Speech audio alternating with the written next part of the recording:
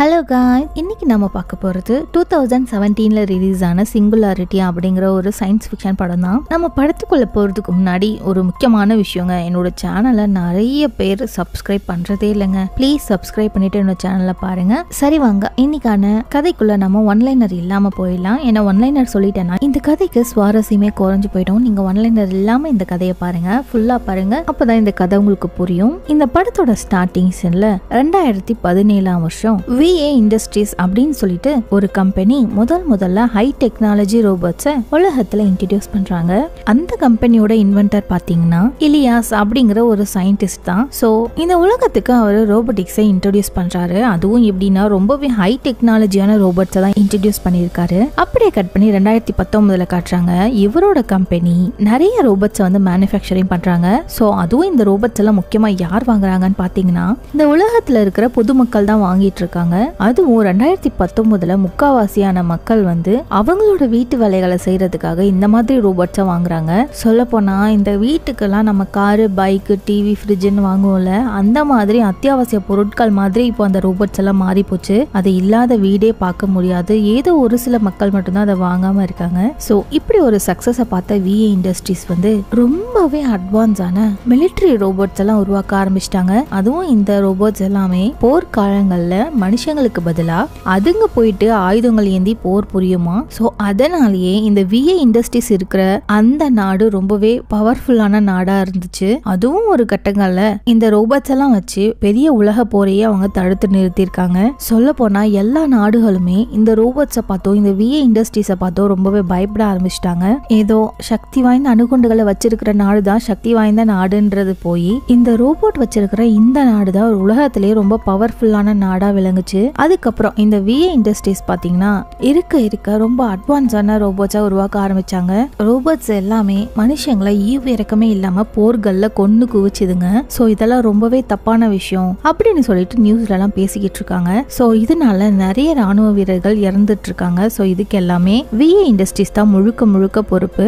அதுவும் இந்த கம்பெனியோட CEO இலியாஸ் தான் இந்த இறந்து போன எல்லா உயிருக்குமே பதில் சொல்லணும் அப்படின்னு சொல்லிக்கிட்டே உலக நாடுகள் இருக்கிற எல்லா நியூஸ்லயுமே போட்டிருக்காங்க. சோ இப்படியே போக 2020 வரைக்குமே இந்த நாடு மேலோங்கியே இருந்துச்சு. மற்ற நாடுகள் எதுவுமே விஞ்ஞான ரீதியா இந்த VA இண்டஸ்ட்ரியை முந்தவே முடியல.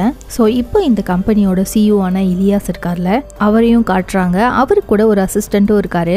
அவர் வந்து இந்த மாதிரி நியூஸ் எல்லாம் பரவறத பார்த்துட்டு இந்த இலியாஸ் கிட்ட இந்த மக்கள் கிட்ட எல்லாம் எந்த ஒரு புது டெக்னாலஜியான ரோபோட்டை கொண்டு வந்தாலுமே ஏதாவது ஒரு குறை சொல்லிக்கிட்டே தான் இருக்காங்க.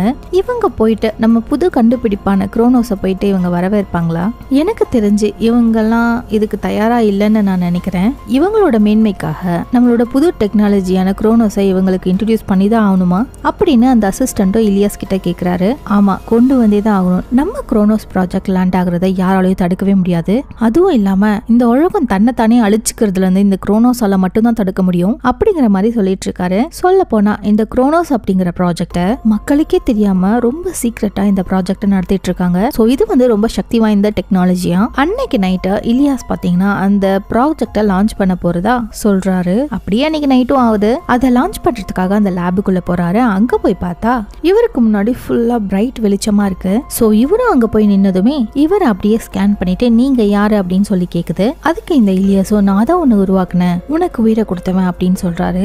கூடவே நான் உனக்கு சொன்ன அந்த டாஸ்க் என்னாச்சு அப்படின்னு கேக்குறாரு. அதுக்கு அந்த வாய்ஸ் என்ன சொல்றதுன்னா அது எல்லாம் முடிஞ்சது, நான் உங்களுக்கு இப்ப அதை போட்டு காட்டுறேன், ஆனா நீங்க அதை பார்த்துட்டு பயந்துடக்கூடாது அப்படின்னு அந்த வாய்ஸும் சொல்லுது. சோ இவரும் சரி போட்டு காட்டுன்னு சொல்லவும் ஏதோ ஒரு விஷுவல்ஸை இலியாஸ்க்கு அந்த ரோபோட் போட்டு காட்டுது. கூடவே அந்த வெளிச்சத்துக்குள்ளேயே இலியாஸும் மறைஞ்சு போறாரு. சோ அப்படியே அங்க கட் பண்ணி ஆண்ட்ரூ அப்படிங்கிற ஒருத்தரை காட்டுறாங்க.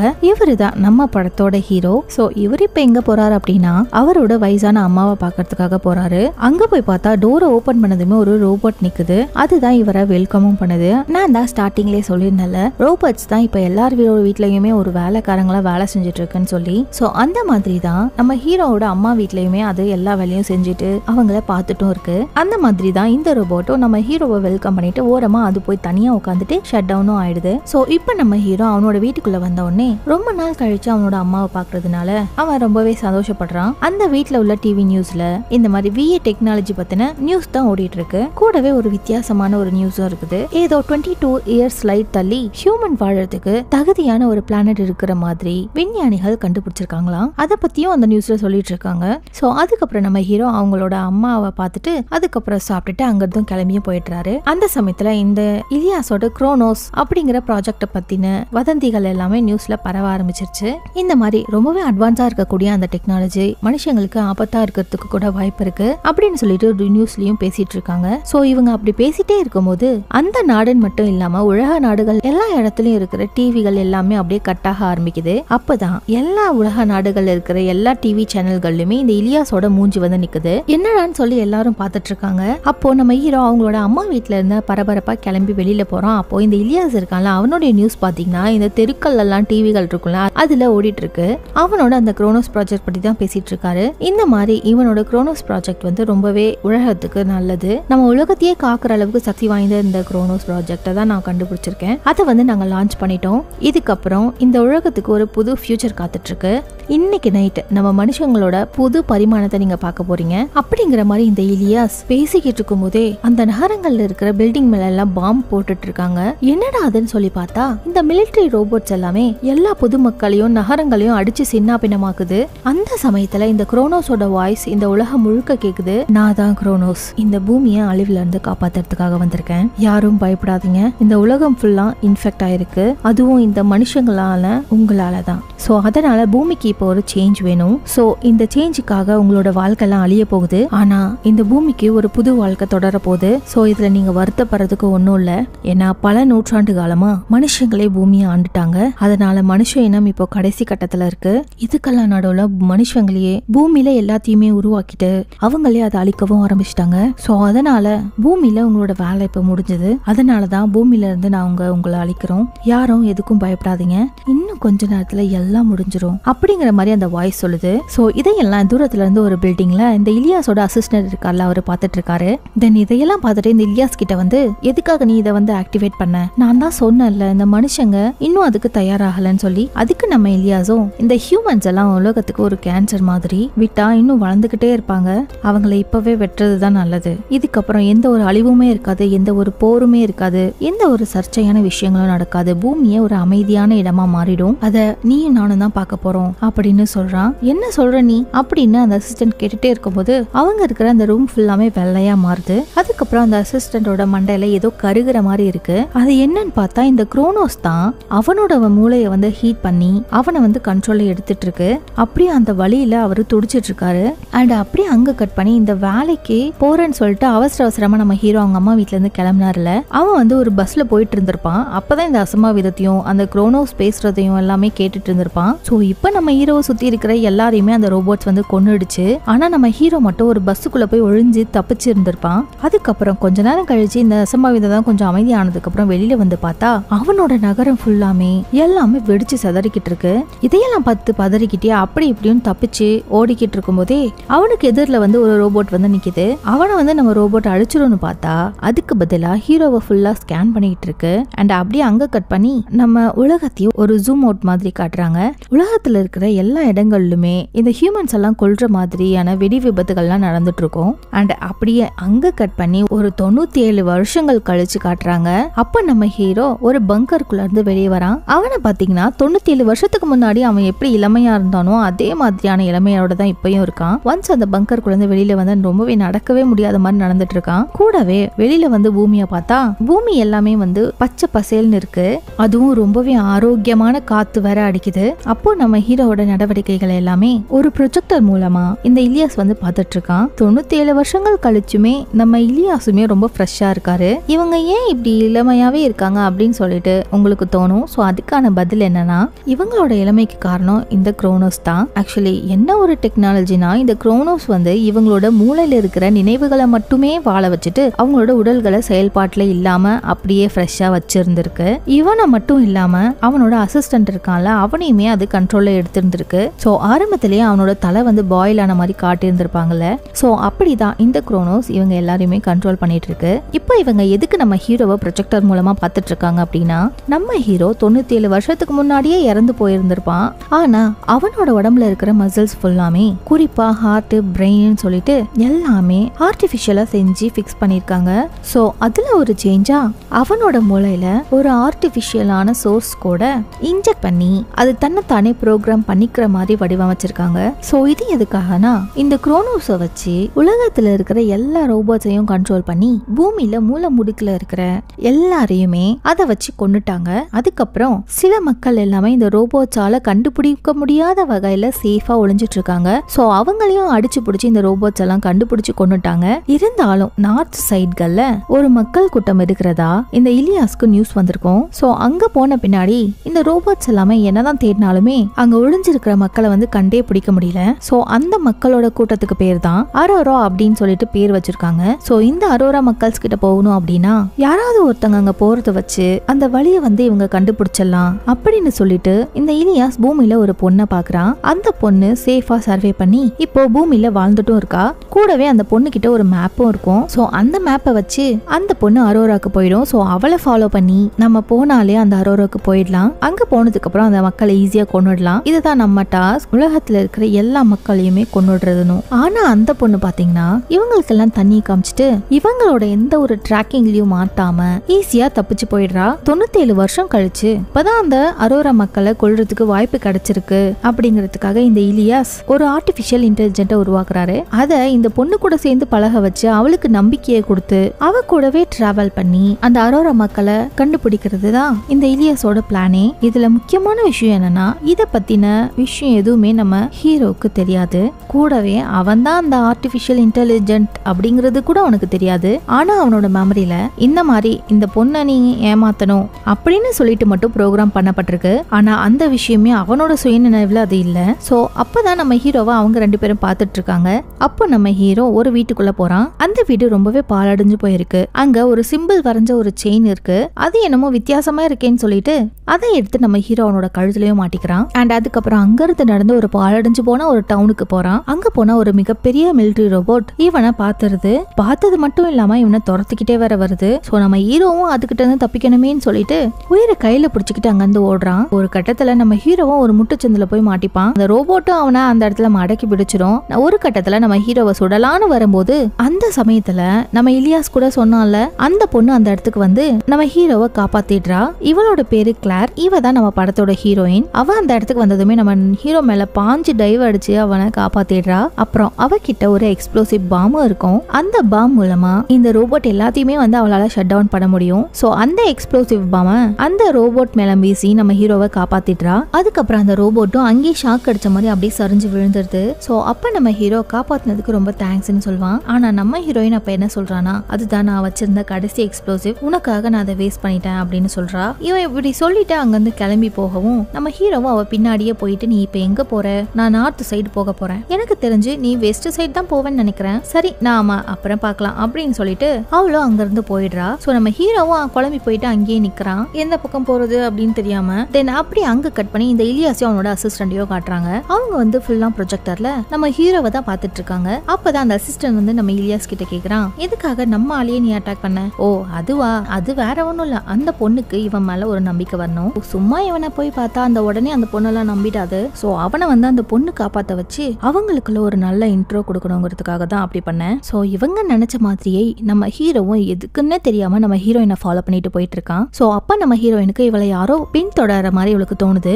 இது பிரம்மையா இருக்கும் அப்படின்னு சொல்லிட்டு அப்படியே விட்டுறா. அதுக்கப்புறமும் இவளுக்கு தொடர்ந்து அதே மாதிரி ஃபீல் ஆகுறதுனால அந்த இடம் ஃபுல்லா சுத்தி பார்க்கும்போது நம்ம ஹீரோ தான் இவளை ஃபாலோ பண்றான்னு தெரிஞ்சுக்கிட்டு, எதுக்காக என்ன ஃபாலோ பண்ணிட்டு வர?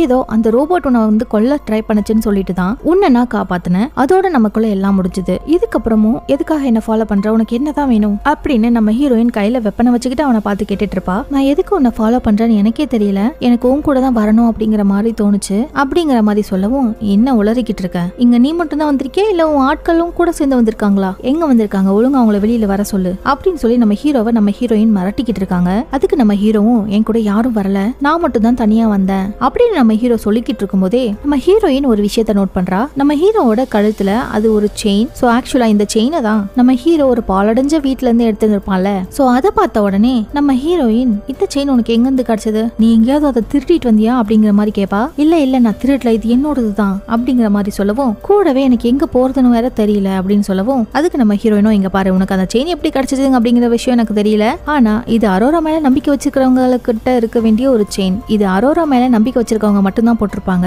இதை நீ போட்டிருக்க அப்படின்னா உனக்கு அது மேல நம்பிக்கை இருக்குன்னு அர்த்தம். நானும் நார்த் சைட் தான் போறேன், நீயும் என் கூட வரலாம், ஆனா நீ ஏதாவது கிறுக்குத்தனமா பண்ணணும்னு நினைச்சேன்னா உன்னை அங்கேயே போட்டு தள்ளிடுவேன், அதை மட்டும் ஞாபகம் வச்சுக்கோ அப்படிங்கிற மாதிரி சொல்லிட்டு நம்ம ஹீரோவையும் கூடவே கூட்டிட்டு போறா. அப்படி நம்ம ஹீரோ வந்து ஹீரோயினை நம்ப வச்சு அவ கூட டிராவல் பண்ணி போயிட்டு இருக்கான். இதை வந்து நம்ம இலியாஸோட அசிஸ்டன்ட் இருக்கான், அவன் ப்ரொஜெக்டர் மூலமா பார்த்துட்டு இருக்கான். அண்ட் அதுக்கப்புறம் நம்ம ஹீரோவும் ஹீரோயினும் அன்னைக்கு நைட்டு ஒரு சேஃபான இடத்துல ஃபயர் கேம்ப் எல்லாம் போட்டு தங்கிட்டு இருக்காங்க. அப்ப நம்ம ஹீரோயின் ஹீரோ கிட்ட அரோரா கிட்ட எப்படி போவானா அவகிட்ட வச்சிருக்கிற ஒரு டிவைஸ் மூலமா வழி கண்டுபிடிச்சு போவேன் அப்படிங்கிற மாதிரி தான் சொல்லிட்டு இருக்கா. அந்த டைம்ல வானத்துல கிரீன் கலர்ல லைட் வேவ்ஸ் எல்லாம் தெரியுது. அதை வந்து நம்ம ஹீரோயின் பாத்துக்கிட்டே, இதை வந்து நான் ரொம்ப நாளா பாத்துட்டு இருக்கேன், இந்த சிக்னலை எனக்கு தெரிஞ்சு அரோரா மக்கள் தான் அனுப்பியிருப்பாங்கன்னு தோணுது. சோ அப்படின்னா நாம கரெக்டான டைரக்ஷன்ல தான் போயிட்டு இருக்கோம், இது ரொம்ப அழகா இருக்குல்ல அப்படிங்கிற மாதிரி கேக்குறா. அதுக்கு நம்ம ஹீரோவும் ஆமா இது ரொம்ப அழகா இருக்கு அப்படிங்கிற மாதிரி சொல்லிட்டு அவனும் பாத்துட்டு இருக்கான். சோ அப்படியே அங்க கட் பண்ணி அடுத்த நாள் காலையிலயும் காட்டுறாங்க. அப்ப நம்ம ஹீரோ வந்து கண் முழிச்சு பார்க்கும்போது அப்ப நம்ம ஹீரோயின் கையில பூவை வச்சுக்கிட்டு முட்டி போட்டு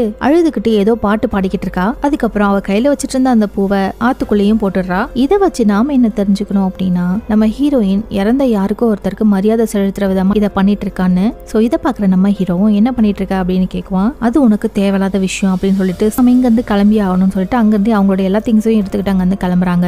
அப்ப நம்ம ஹீரோ வழியில ஒரு ரயில்வே ட்ராக் இருக்கிறத பாக்குறான். அதை பார்த்ததுமே அதுல ஒரு சின்ன குழந்தை மாதிரி அந்த ரயில்வே ட்ராக்ல காது வச்சு ட்ரெயின் வருதா அப்படின்னு சொல்லி பார்த்துட்டு இருக்கான். இதை பார்த்துட்டு நம்ம ஹீரோயின், என்ன பண்ணிக்கிட்டு இருக்க, 60 வருஷத்துக்கு முன்னாடியே நம்மளோட ட்ரெயின் எல்லாமே அழிஞ்சு போச்சு, இந்த பக்கம் ட்ரெயின் வந்து ரொம்ப வருஷம் ஆச்சு, ஏன் உனக்கு அது தெரியாதா அப்படிங்கிற மாதிரி கேட்கவும், இல்ல எனக்கு ட்ரெயின்ஸ்னா ரொம்ப பிடிக்கும், அதனாலதான் கொஞ்சம் எக்ஸைட்மெண்ட்ல இப்படி பண்ணிட்டேன் அப்படிங்கிற மாதிரி சொல்லுவான். சரி பரவாயில்லவா அப்படின்னு சொல்லிட்டு ரெண்டு பேருமே அங்கிருந்து கிளம்புறாங்க. சோ நம்ம ஹீரோக்கு பாத்தீங்கன்னா பழைய நினைவுகள் மட்டும்தான் அவனோட ஆழ் மனசுல இருக்கும். எதுக்காக நம்ம ஹீரோயின் கூட போறோம் அப்படிங்கிறது கூட அவனுக்கு தெரியாது. ஆனா அவனோட ஆழ் மனசுல இந்த மாதிரி இவகிட்ட நடிக்கணும் அப்படின்னு சொல்லிட்டு ப்ரோக்ராம் பண்ணதுனாலதான் இவகிட்ட எதுவுமே தெரியாத மாதிரி நடிச்சுக்கிட்டு இருக்கான். தென் அப்படியே கட் பண்ணி ரெண்டு பேரும் ரொம்ப தூரம் நடந்து வந்துடுறாங்க. அதுக்கப்புறம் ரொம்ப இருட்டிடுது. சேஃப்டியா ஏதாவது ஒரு இடத்துக்கு போகணும்னு சொல்லிட்டு இவங்க ரெண்டு பேரும் பார்த்துட்டு இருப்பாங்க. வழியில ஒரு சர்ச்சும் இருக்கும். தென் அங்க போய் தங்கிடலான்னு சொல்லி ரெண்டு பேரும் உள்ள போகும்போது உள்ள ஏதாவது திங்ஸ் தேவையானது இருக்கான்னு பார்த்துட்டு இருக்காங்க. அப்ப நம்ம ஹீரோ அங்க ஒரு மியூசிக் பிளேயர் இருக்கிறத பாக்குறான். அதை பார்த்துட்டு சந்தோஷம் தாங்க முடியாம பிரிச்சு அடிச்சு என்ன பண்றானா, டக்குன்னு அதை எடுத்து பிளே பண்றான். பிளே பண்ண உடனேவே பயங்கர சவுண்டா பாட்டு ஒழிக்க ஆரம்பிக்குது. இதை பார்த்துட்டு நம்ம ஹீரோயின் செம்ம ஷாக் ஆகிறா. முதல்ல அதை ஆஃப் பண்ணுன்னு சொல்லிட்டு தென் இவங்களும் சைலண்டா என்னன்னு பார்த்தா இவங்க பாட்டு போட்டு அந்த சத்தத்தை கேட்டதுமே அந்த வழியா போன ஒரு ரோபோட் இங்க யாராவது மனுஷங்க இருக்காங்களான்னு சொல்லி செக் பண்றதுக்காக வந்திருக்கு. அது உள்ளார வரதுக்குள்ளேயே இவங்க ரெண்டு பேரும் அங்க ஒரு இடத்துல போய் ஒளிஞ்சுக்கிறாங்க.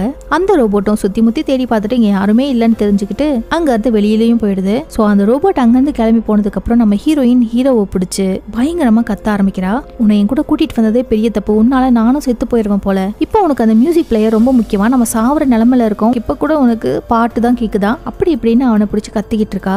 இல்ல இல்ல நான் தெரியாம பண்ணிட்டேன், ரொம்ப நாள் கழிச்சு இதை பார்த்த உடனே ரொம்ப ஆர்வத்துல நான் அந்த மாதிரி பண்ணிட்டேன், இனிமே அந்த மாதிரி பண்ண மாட்டேன்னு சொல்றான். சரி ஓகே விடு அப்படின்னு சொல்லிட்டு நம்ம ஹீரோயின் சோகமா உட்காரும் போது அப்ப நம்ம ஹீரோ என்ன கேட்பானா, இந்த ரோபோட் திரும்பவும் வருமா, இல்ல இந்த ரோபோட் எல்லாம் ஆல்ரெடி ஒரு இடத்த ஸ்கேன் பண்ணிருச்சுங்க அப்படின்னா அந்த இடத்துக்கு திரும்பவும் வராது, சோ இந்த இடம் நமக்கு சேஃப் தான் அப்படிங்கிற மாதிரியும் சொல்றா. கூடவே நீ இந்த இடத்த சேர்ந்தவன் இல்ல தானே அப்படின்னு கேட்கவும், இல்ல நான் இந்த இடத்த சேர்ந்தவன் இல்ல, எப்படி உனக்கு இந்த இடம் தெரியும்னு கேட்கவும், நீ ஏன் என்ன பார்த்து அப்படி கேட்டேன்னு சொல்லி நம்ம ஹீரோ கேட்கவும், அதெல்லாம் ஒண்ணும் இல்ல, இந்த மியூசிக் பிளேயரை பார்த்ததுமே ரொம்ப எக்ஸைட் ஆனால சோ அதனாலதான் கேட்டேன், நீ எங்க இருந்த அப்படிங்கிற மாதிரி கேட்ட உடனேவே நம்ம ஹீரோக்கு என்ன பதில் சொல்றதுன்னே தெரியல. அவனும் பேந்த முடிச்சிட்டு இருக்கும் போதே அதுக்கு நம்ம ஹீரோயினும் ஏதாவது பங்கரு இல்லாட்டி குகை அந்த மாதிரி எங்கேயாவது இருந்தீங்களா அப்படின்னு கேட்கும் போதே ஆமா ஆமா அங்கதான் தங்கி இருந்தோம் அப்படிங்கிற மாதிரி நம்ம ஹீரோவும் சொல்றான். ஓகே ஓகே நீ இப்பதான் புரியுது நீ ஏன் இந்த மாதிரிலாம் பிஹேவ் பண்றேன்னு சொல்லிட்டு அப்படின்னு சொல்லிக்கிட்டே ரெண்டு பேரும் அன்னைக்கு நைட்டு அங்கேயே கழிக்கிறாங்க. அடுத்த நாள் காலையிலயும் ஆகுது. நம்ம ஹீரோ பாத்தீங்கன்னா இன்னமும் தூங்கிட்டே தான் இருக்கான். நம்ம ஹீரோயின் பாத்தீங்கன்னா ரொம்பவே குளிர் தாங்க முடியாம நம்ம ஹீரோவை கட்டி பிடிச்சி தூங்கியிருந்திருப்பா. அதுவும் அவளுக்கே தெரியாம. தென் காலையில எழுந்ததும் பார்த்ததுமே டக்குன்னு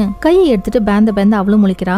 அப்ப நம்ம ஹீரோவும் கண் முழிச்சு பாப்பான். பார்த்துட்டு என்னாச்சு இப்படி முழிச்சிட்டு இருக்கா அப்படிங்கிற மாதிரி கேட்பான். அதுக்கு நம்ம ஹீரோயினும் ஒன்னும் ஆகல, சீக்கிரம் ரெடியாக நம்ம இப்ப கிளம்பணும் அப்படிங்கிற மாதிரி சொல்லிட்டு நம்ம ஹீரோவை கூப்பிடுறா. அதுக்கப்புறம் ரொம்ப தூரம் டிராவல் பண்ணி ஒரு வில்லேஜ் கிட்டவும் வராங்க. அங்க வந்ததும் உள்ள போய் பார்த்தா உள்ள வந்து பொருட்கள் எல்லாத்தையுமே யாரோ யூஸ் பண்ண மாதிரி தெரியுது. ஆனா ஆட்கள் தான் இல்ல. அப்போ அந்த இடத்துல ஒரு கேமரா இருக்கிறத பாக்குறாங்க. அதை பார்த்ததை நம்ம ஹீரோயின் பார்த்துட்டு ரொம்ப உருட்டி பார்த்துட்டு இருக்கா. உடனே அதுக்கப்புறம் நம்ம ஹீரோவும் அதை வாங்கி இதை இப்படி யூஸ் பண்ணக்கூடாதுன்னு சொல்லிட்டு நம்ம ஹீரோயினும் ஒரு போட்டோ எடுக்கிறான். அதுக்கப்புறம் நம்ம ஹீரோயினும் அதை வாங்கி அவளும் ஹீரோவை போட்டோ எடுக்கிறா. அந்த போட்டோ கிளிக் ஆனதுமே நம்ம ஹீரோயின் அதை பார்த்துட்டு ரொம்பவே ஆச்சரியப்படுறா.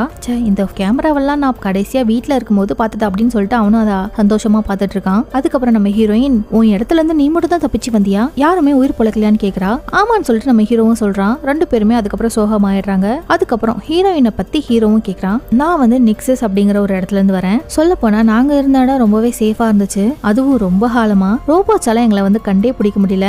அதோட ட்ராக்கிங் சிஸ்டத்தை வச்சு கூட எங்களை கண்டுபிடிக்க முடியல. சோ நாங்க ரொம்பவே சேஃபா இருந்தோம். ஆனா ஒரு நாள் இங்கே இருந்தா நம்ம பொழைக்கவே முடியாது அப்படின்னு சொல்லிட்டு என்னோட தங்கச்சி அங்க இருந்து கிளம்பினா. அவளை பார்த்தா அந்த ரோபோட்ஸ் எல்லாம் அவளை சுட்டு கொன்னுடுச்சுங்க. அண்ட் அவ வந்த வழியை வச்சு கண்டுபிடிச்சு நாங்க இருந்த இடத்தையுமே கண்டுபிடிச்சிட்டாங்க. அண்ட் அதுக்கப்புறம் நாங்க எல்லாரும் தப்பிக்கணும்னு ட்ரை பண்ணும்போது நானும் என்னோட அப்பாவும் பிரிஞ்சு போகிற நிலைமை வந்துச்சு. சோ என்னோட அப்பா ஒரு டைரக்ஷன்ல போட்டாரு, நானும் இன்னொரு டைரக்ஷன்ல போனேன். ஆனா அவரு தப்பிச்சு போகும்போது அவருக்கு பயங்கரமான காயம் ஏற்பட்டு இருந்துச்சு, அதுவும் அந்த ரோபோட்ஸ்னால. சோ ரெண்டு பேரும் அரோரால தான் வந்து மீட் பண்ணுவோம் அப்படின்னு சொல்லிட்டு பிரிஞ்சு வந்தோம். ஆனா எனக்கு தெரிஞ்சு அவரு எங்கேயாவது உயிரோட இருப்பாரா இல்லையான்னு கூட எனக்கு தெரியல. அவரோட ட்ராக்கிங் சிஸ்டம் ரொம்ப நாளா ஒரே இடத்துல தான் பிளிங்க் ஆயிட்டு இருக்கு, அதுவும் அரோராக்கு பக்கத்துல இருக்கிற ஒரு இடத்துல தான். சோ அவர் உயிரோட இருப்பாருன்னு நான் இன்னமும் நம்பிட்டு இருக்கேன்.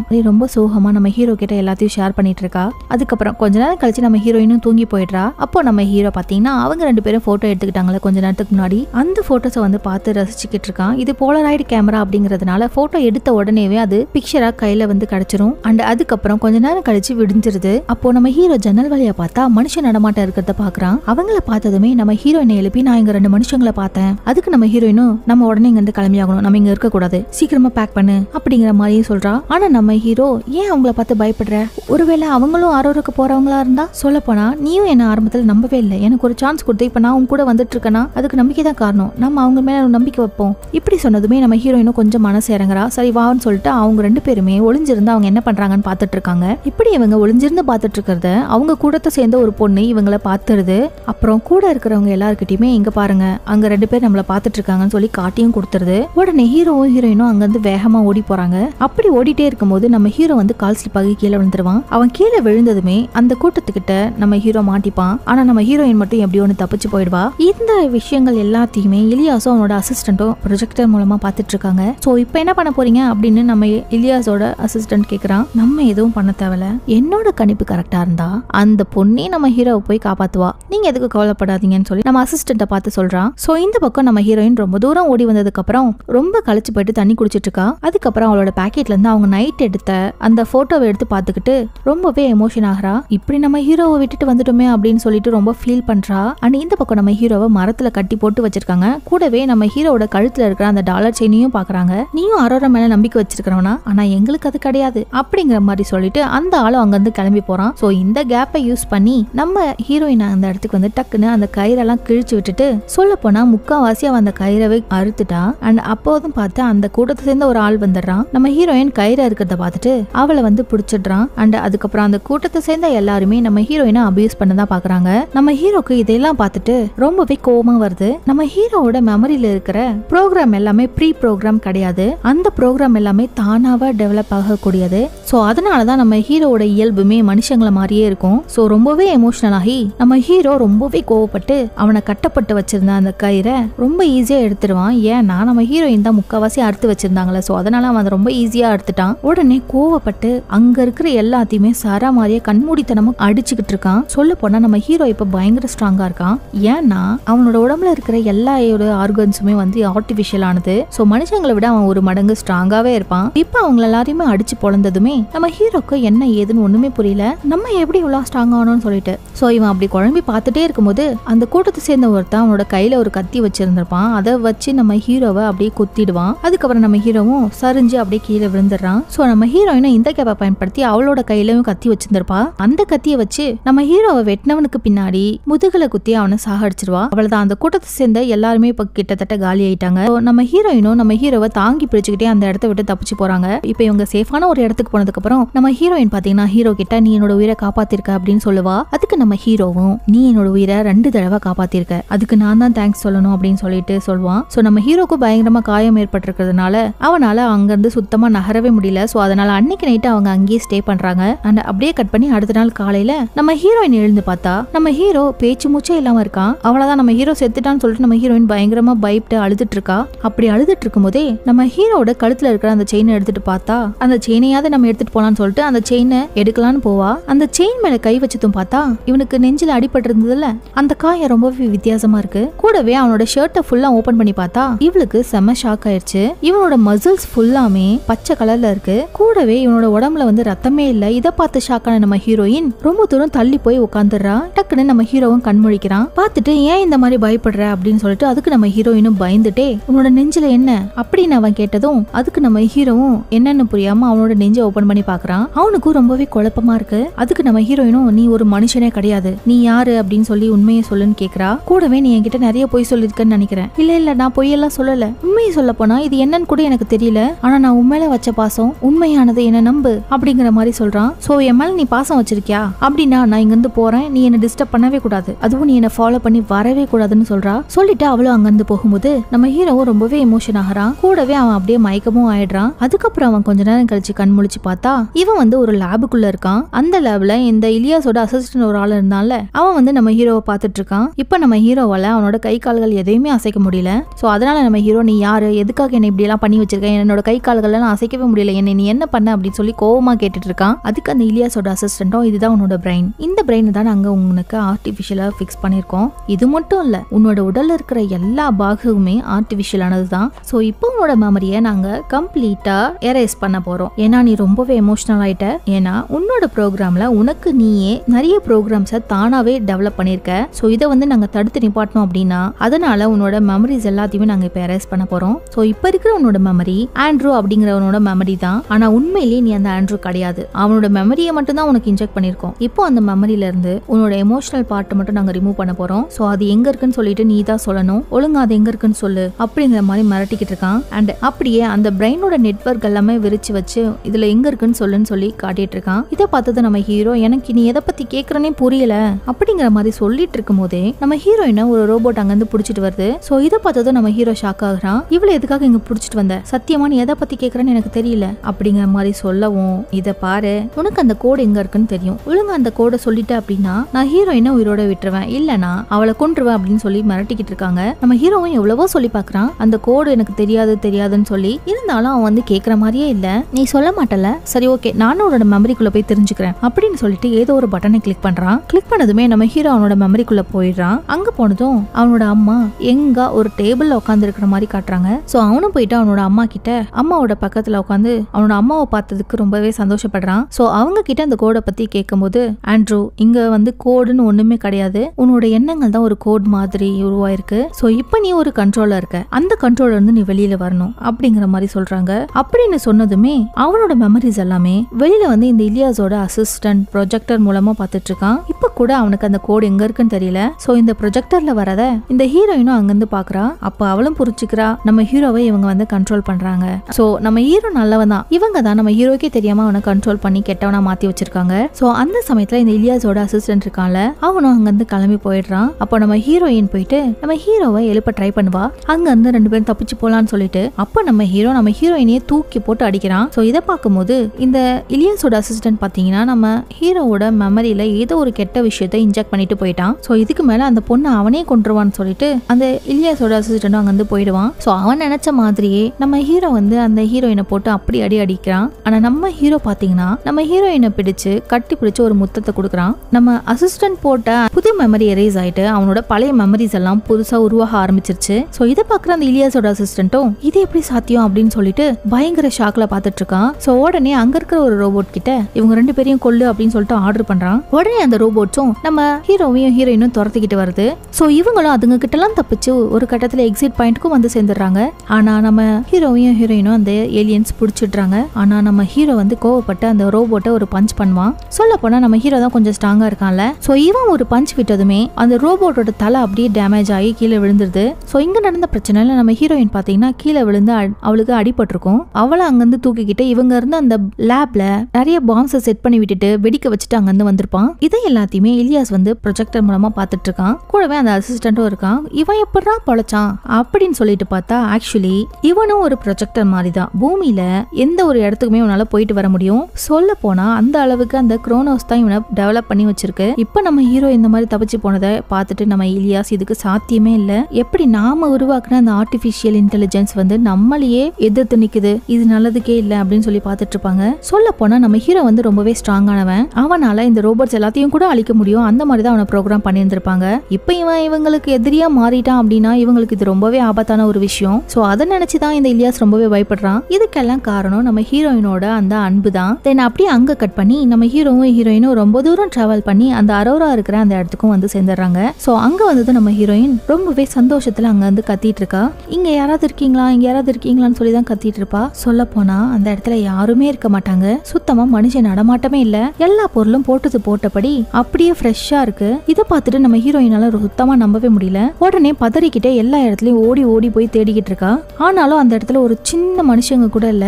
அப்படியே அழுதுகிட்டே நம்ம ஹீரோ கிட்ட வந்து அரோரான்னு ஒரு பிளேஸே கிடையாது, நான் தான் அதை முட்டாள்தனமா நம்பிட்டு இருந்திருக்கேன், இந்த மக்கள்லாம் எப்பவே அழிஞ்சு போயிருந்திருக்காங்க, இந்த இடம் ஃபுல்லாமே ரோபோட்ஸ்னால ஆக்கிரமிக்கப்பட்டிருக்கு, சோ அப்படின்னா இந்த மக்கள்லாம் அழிஞ்சு போயிட்டாங்க அப்படின்னா நான் அரோரா பத்தி கேள்விப்பட்ட விஷயம் எல்லாம் பொய்யா, இதை நான் நம்பி இருந்திருக்கவே கூடாது, நான் எவ்வளவு முட்டாளா இருந்திருக்கேன் அப்படின்னு சொல்லி ரொம்ப விரக்தியில பேசிட்டு இருப்பா. அப்படி சொன்னதுமே கொஞ்ச நேரம் கழிச்சு அந்த கழுத்துல இருக்கிற அந்த அரோராவோட செயினை புடிச்சு இழுத்து பிச்சு போட்டுறான். இதை எல்லாத்தையுமே அந்த இலியாசும் பார்த்துட்டு இருப்பான். சோ இவனுக்கும் தெரிய வந்துருது அரோரா மக்கள் இல்லவே இல்ல. சோ இவ்வளவு நாள இவங்களை வேஸ்டா நம்ம வேவ பார்த்திருக்கோம்னு சொல்லிட்டு ரொம்பவே வருத்தப்படுறான். இந்த இலியாஸோட முழு நோக்கம் என்ன அப்படின்னா மனுஷங்களை 1% கூட மிச்சம் வைக்க கூடாது, எல்லாரையும் அழிச்சு போட்டுறணும் அப்படிங்கறதுதான். இப்போ அரோராவும் இல்லன்னு தெரிஞ்சு போச்சு. அதனால அவனோட அசிஸ்டன்ட் இருக்கான், அவனை அந்த இடத்துக்கு அனுப்புறான். சொல்ல போனா அவனோட ப்ரொஜெக்ஷனை தான் அனுப்பி வைக்கிறான். சோ அசிஸ்டன்டும் அந்த இடத்துக்கு வந்த உடனே நம்ம ஹீரோயினும் அவனை பார்த்துட்டு அவகிட்ட ஒரு கன் இருக்கும், அவனை பாயிண்ட் பண்ணி நிக்க வச்சு கேள்வி கேட்டுட்டு இருக்கான். ஏமா நீ இப்ப புரிஞ்சுக்கவே மாட்டேங்கிற, நீங்க தான் இப்ப அழிய போறீங்களே, அதுக்கு முன்னாடி எங்களுக்கு தேவை இந்த ரோபோட் தான், உன்னை அழிச்ச பின்னாடி அதையும் நாங்க எங்க கண்ட்ரோலுக்கு கொண்டு வந்துருவோம். சோ இன்னுமா நீ அந்த ரோபோட்டை நம்பிட்டு இருக்க, இது வந்து ரொம்பவே டேஞ்சரானது, இவ்வளவு நாள் உனக்கு தெரியாமையே அது உன்னை வேவ பார்த்துட்டு இருந்திருக்கு, இதை கூட உன்னால கண்டுபிடிக்க முடியல அப்படின்னு இவன் சொல்லிட்டு இருக்கும் போதே நம்ம ஹீரோயின் வந்து அவனை ஷூட் பண்றா. ஆனா அவ ஷூட் பண்ணதும் அந்த புல்லட் இவனை ஷூட் பண்ணாம அவனை கிராஸ் பண்ணி போயிட்டு இருக்கு. இவனுக்கு எதுவுமே ஆகல. சொல்ல போனா இவன் தான் ஒரு ப்ரொஜெக்ஷனா இங்க வந்திருக்கான்ல. சோ இதை வந்து புரிஞ்சுக்கிட்ட நம்ம ஹீரோயினும் அவ்வளவுதான் நம்ம சாக போறோம் அப்படிங்கறத புரிஞ்சுக்கிறா. அதுக்கப்புறம் அந்த அசிஸ்டன்டும் அங்க இருந்து போயிடுறான். அவன் போனதுக்கு அப்புறம் நம்ம ஹீரோவையும் ஹீரோயினையும் பிடிக்கிறதுக்காக நிறைய ரோபோட்ஸை அங்க அனுப்பி வைக்கிறாங்க. சோ உடனே நம்ம ஹீரோயினை கூப்பிட்டு நம்ம ஹீரோவும் ஒரு பங்கருக்குள்ள ஓடி போறான். அங்க போனதுமே ஒரு ஆக்சஸ் பண்ற மாதிரி ஒரு டோர் இருக்கு. அந்த டோர் கிட்ட போனதுமே மனுஷங்களோட ஆக்சஸ் கேக்குது. அப்போ நம்ம ஹீரோயின் என்ன இது என்னன்னு சொல்லி புரியலையே அப்படின்னு சொல்லி நம்ம ஹீரோயின் பேசவும் அந்த வாய்ஸை டிடெக்ட் பண்ண உடனேவே அந்த டோர் தானா ஓபன் ஆயிடுது. அதுக்கப்புறம் இவங்களுக்கு முன்னாடி ஒரு ஸ்கிரீன் வருது. அந்த ஸ்கிரீன்ல இந்த அரோராவோட பேட்சோட சிம்பிள் இருக்கு. அதை பார்த்ததும் புரிஞ்சுக்கிறாங்க இந்த இடத்துல தான் அரோராவோட மக்கள் இருந்திருக்காங்க. சோ இதெல்லாம் என்ன டிவைஸ் ஏது என்னன்னு இவங்களுக்கு ஒண்ணுமே புரியல. அந்த இடத்துல ஆக்சஸ் பண்றதுக்காக அரோராவோட சிம்பிளை கேக்குது. அதை பார்த்ததுமே ஐயோ அந்த அரோரா சிம்பிளை தான் நம்ம பிச்சு போட்டுட்டோமே, இப்போ நான் எதை வச்சு நம்ம ஆக்சஸ் பண்றது அப்படின்னு சொல்லி நம்ம ஹீரோவை பார்க்கும்போது நம்ம ஹீரோவோட கழுத்துலயுமே ஒரு செயின் இருந்ததுல, அதுல கூட அரோராவோட சிம்பிள் இருந்ததுல, அதுல இருக்கிற பேட்சை எடுத்து அந்த ஸ்கிரீன் மேல பொருத்துறாங்க. அப்படி அதை பொருத்தின உடனேவே வெல்கம் டு அரோரா, இன்னும் கொஞ்ச நேரத்துல நீங்க அரோராவை ரீச் பண்ணிருவீங்க அப்படின்னு சொல்லிட்டு அங்க ஒரு வாய்ஸ் சொல்லிட்டு இருக்கு. இதை கேட்டதுமே அவங்களுக்கு ஒண்ணுமே புரியல. அதுக்கப்புறம் வெளியில பார்த்தா இவங்க இருந்த அந்த இடமே அப்படியே ஒரு ஸ்பேஸ் ஷிப் மாதிரி உருவாகுது. அப்படியே மேல பறக்க ஆரம்பிக்குது. ஆக்சுவலி இது ஒரு ஸ்பேஸ் ஷிப் தான். இது வந்து அரோரா மக்கள் உருவாக்குனது. சோ இதை வச்சு புரிஞ்சுக்கிறாங்க விஞ்ஞான ரீதியா இந்த அரோரா மக்கள் ரொம்பவே ஸ்ட்ராங்கா இருக்காங்க. சோ இவங்க விஞ்ஞான ரீதியா இவ்வளவு ஸ்ட்ராங்கா இருந்ததுனாலதான் இந்த இலியாஸ்க்கு இவ்வளவு நாளா இவங்க தண்ணி காட்டிட்டு இருந்திருக்காங்க. சோ இப்போ அந்த ஸ்பேஸ் ஷிப்பும் மெல்லமா மேல எழுந்த உடனேவே இந்த விஷயத்த நம்ம இலியாஸும் பாக்குறான். அவனுக்கு செம ஷாக்கா இருக்கு. அவனும் அந்த ஸ்பேஸ் ஷிப் அழிக்கிறதுக்காக அவன் அனுப்பின எல்லா ரோபோட்ஸ்க்கும் ஆர்டர் கொடுக்கறான். சோ இப்போ அந்த ஸ்பேஸ் ஷிப்குள்ள இருக்கிற நம்ம ஹீரோவும் ஹீரோயினும் இது ஒரு ஸ்பேஸ் ஷிப்னு புரிஞ்சுக்கிறாங்க.